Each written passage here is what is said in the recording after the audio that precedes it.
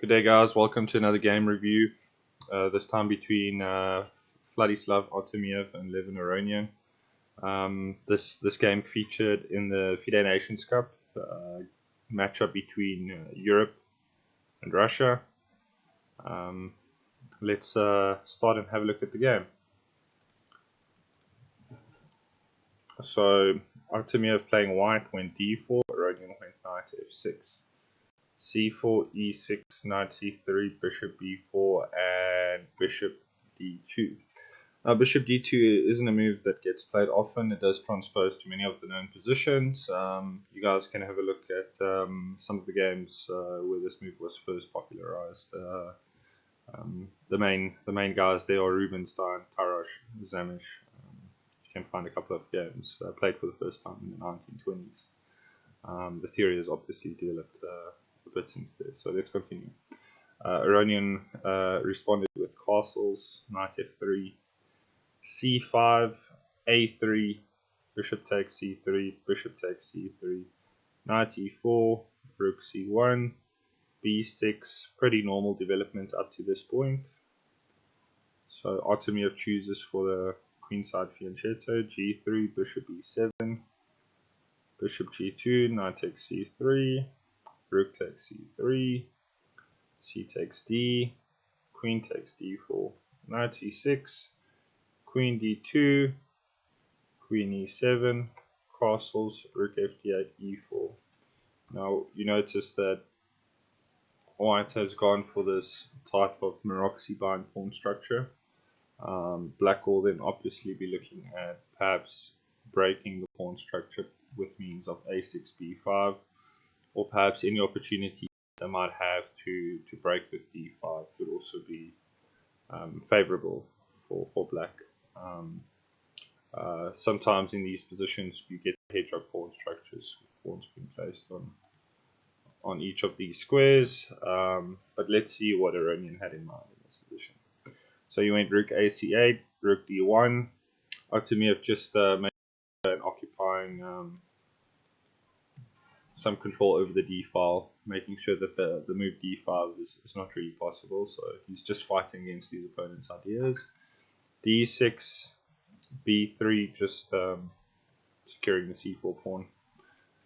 Knight e5, knight d4, a6, and here they start with the idea that we talked about earlier with the hedgehog pawn structure, and perhaps at the right moment to find a way to either move b5 or d5. So Artemiev responded with rook e3, queen c7, h3, just to keep the knight out of the g4 square, h6, queen b2, queen c5. Now you'll notice that black is immediately the queen on c5, prepping the move b6 to b5, and Artemiev just simply said, let's stop any type of threats with regards to b5, and he went with a4. King f8, king h2, a5, just locking in this queenside pawn structure, queen e2, knight c6, just some maneuvering, rook e d3, knight takes d4, rook takes d4, rook c7, queen d2, rook c d7, rook d3, king e7, f4, bishop c6, rook f1.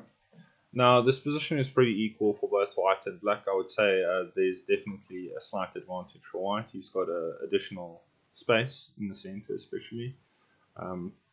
With this Marais pawn structures, it's usually pleasant to play, but it's sometimes hard to find ideas to improve your position, your pieces, and to further advance. However, in this position, Aronian made a critical error. He played g5. Now, it seems like there's nothing wrong with g5. I mean, it's pretty. It's actually attacking the f4 square, trying to actually consolidate the position a bit and perhaps get some open files on the king by means of any pawn exchanges on g5. So what Aronian missed was the immediate f takes g, h takes g, and this rook d5 move is absolutely brilliant. This rook is an absolute monster on d5. It cuts off the protection of the g5 pawn, and it kills any activity for the light squared bishop on e5. So I had a look at this position and decided to actually determine why there's no other means of taking. So I just want to take you guys through the moves. Aronian went with the move bishop takes e5. But I just want to quickly run through the options of explaining why e takes d5 doesn't really work either.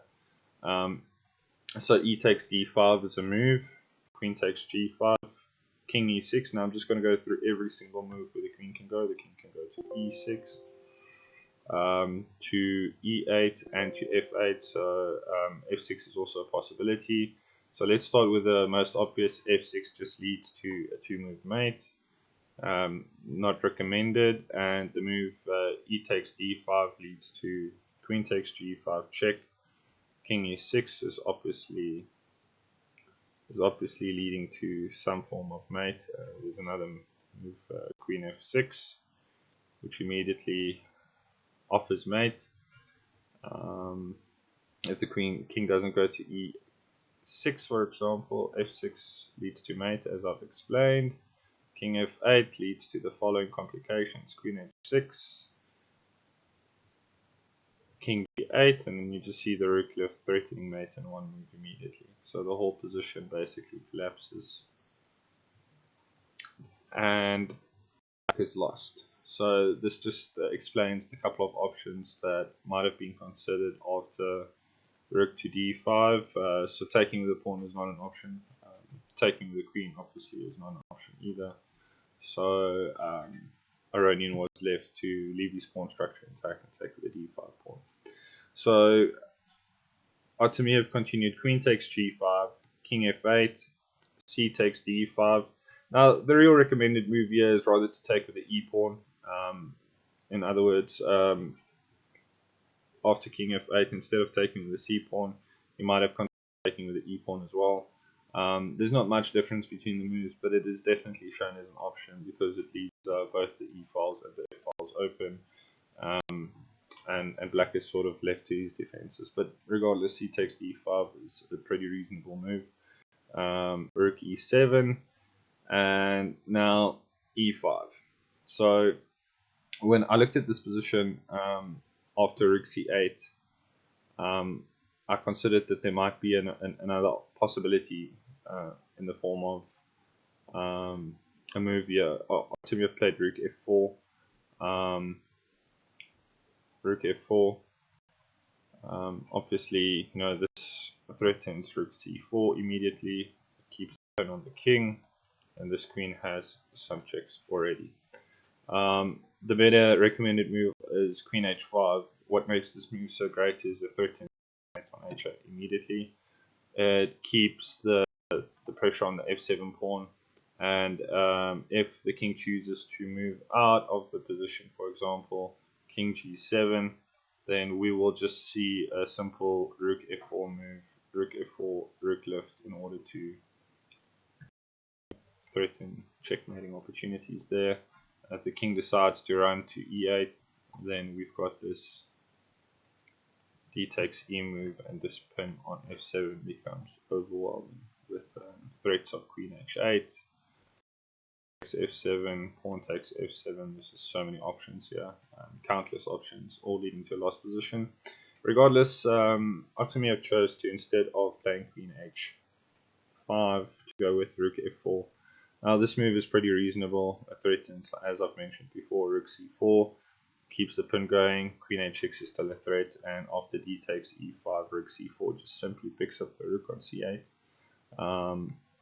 E takes d, and Aronian decided to, instead of offering the rook, rather offer the queen instead. So queen h6 check, king e8, rook takes c5, rook takes, and then the whole position just falls apart in the form of queen takes b7, rook ec7, bishop takes d5, rook c2, bishop g2, e4, queen b5 check, rook c7, c6, h4, king f8, queen b8 check, king e7, king h3, f5, queen e5 check, rook e6, queen takes f5, And this is the position where Aronian decided to call it a day, and he offered his resignation.